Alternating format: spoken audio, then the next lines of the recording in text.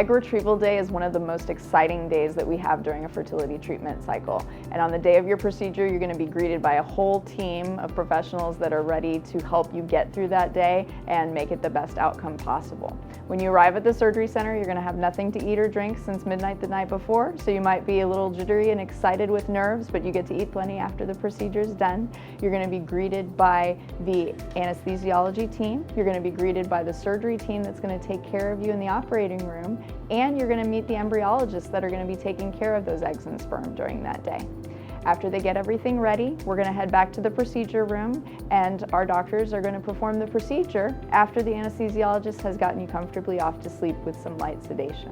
After that light sedation has taken its effect, we as your physicians are going to proceed with the egg retrieval, which means we'll be doing a vaginal ultrasound just like we did in clinic, except now we're going to have a needle attached to that ultrasound to drain the fluid safely from your ovaries under direct ultrasound visualization. So we can see where that needle is going, and since you're asleep, you don't have to feel a thing.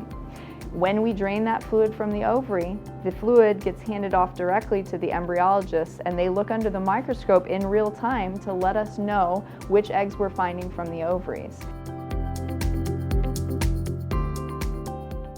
The anesthesiologists and the surgical team will get you safely back to the recovery area where you'll blink and realize the procedure's all done, and we'll be able to give you a tentative count as far as how many eggs that we've identified so far. And later on that morning before you go home, we'll have a total number of eggs that we have that we're going to use to meet up with sperm later that day. And if you're freezing the eggs, they'll give you a count on how many eggs we think we're going to be able to cryopreserve that day.